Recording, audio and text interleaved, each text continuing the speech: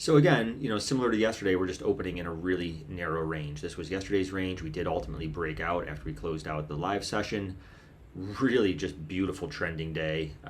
That's where you can use sort of a very simple trend following strategy, like a joining the trend type strategy when the market's just breaking out and you just want to be part of it.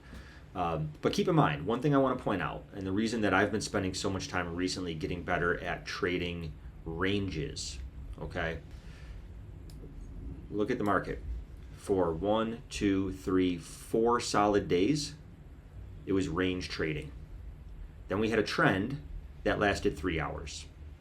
Then we had, like 12 hours of a range, and then a trend that lasted 2 hours. And then another, 6 hours of a range, and then a trend that lasted 1 hour. And then 2 full days of a range, actually 3, because this is just a contract split, and then a trend that lasted 3 hours. So yes, buying in a trend is great. The trouble with focusing on solely trend-based trading is often the market looks like it's going to trend and doesn't. And by the time you can be very confident that the market is trending like here, oftentimes the trend is close to ending. And that's where people tend to start losing money.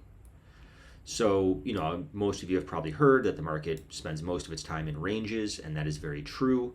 And since the trends are actually statistically kind of rare over time, learning how to trade the ranges and fading the extremes of ranges is a really valuable skill. And anticipating that a range is going to continue is more probable than anticipating that a trend is going to continue.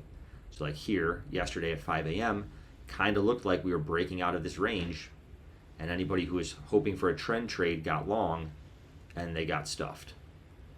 Looked like we were breaking out to a range to the downside. This is where we actually got long and caught that really nice 3-to-1 R move back to the upside.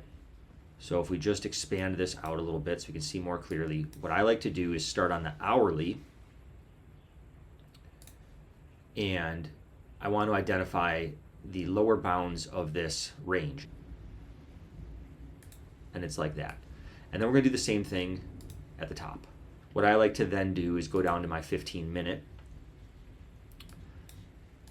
and see if I can refine these at all.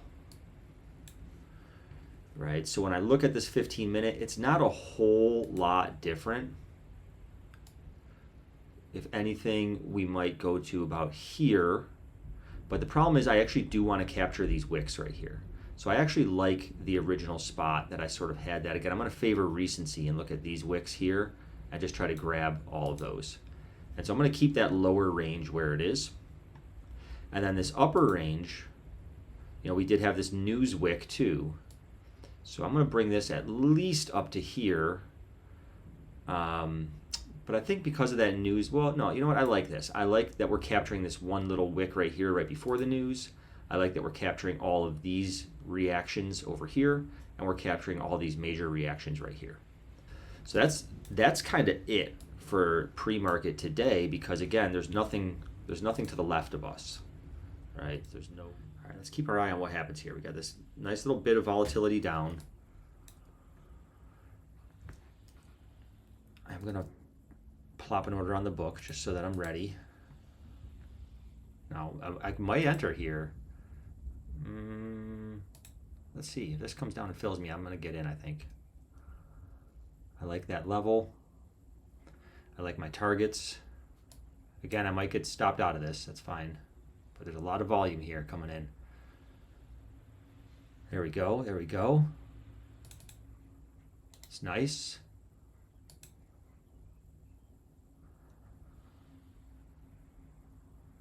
See if we can get a little pump up. We get ready to trail at least this first contract up.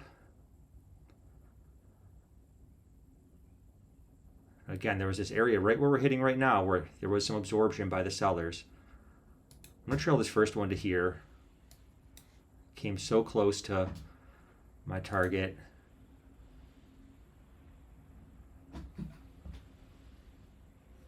I want to see the buyers pump it up a little bit more.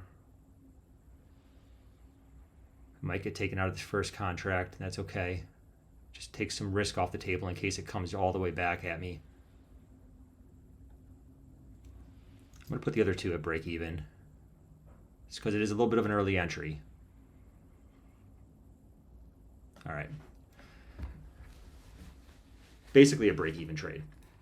I'm going to get ready to re-enter though on another opportunity, but let's just wait and see a little bit. Let's just wait and see. Obviously we weren't the only ones thinking about buying there, but this candle right here is just where I was saying there was all that absorption, and look what happened right there. That's why I didn't want to really play games too much there. Now we're nice and deep into this hourly zone. Getting a nice bullish candle. Let's see. I don't know that I'm going to enter on that. That's close to being, you know, something that I might jump in long on. I'm going to try it, I guess. Let's see if it bounces back up from here. Again, it's a nice trade location. It's under this little level right here, so it's a little bit dicey being under that 76 area that I was watching. But let's give it a swing, see what happens. If we get taken out, we get taken out. We got to take risks, you know. It's the only way to make money in the market. Got to take risks. We had volume come in down here. Let's see if it comes back in and holds it. All right, all right. Nope. Come on, we got to get past that level and hold it up there. That's good. The volume's on our side. It's increasing volume into this push because it's great trade location. Volume is still on our side. We're still rejecting this level though. If we reject that again, I might close this out.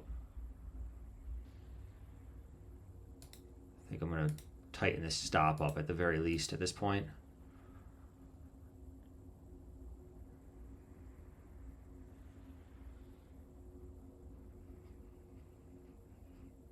Let's see if we can't get this first target. It's looking good so far. Come on, buddy. Get all the way. I've already got very little risk on this trade, so I don't want to trail this too aggressively. I want to give this a chance to hit target. At this point, I'm going to trail this first one pretty aggressive.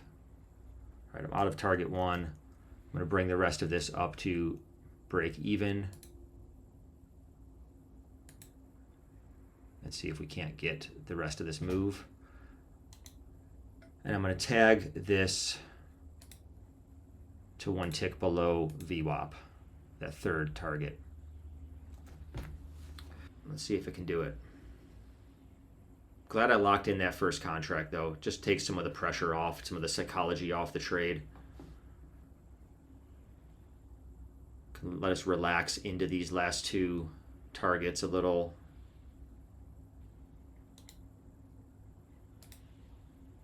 Let's get ready to lock in contract 2. Okay, we got contract 2. 3 is going up under this swing.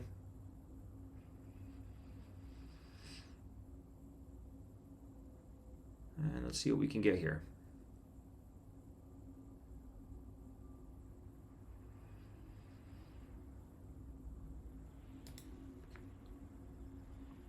If this gets close enough, we're not going to let it come all the way back, right?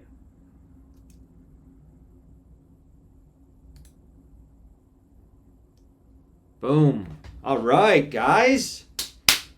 That's how we do it. Beautiful, easy Tuesday.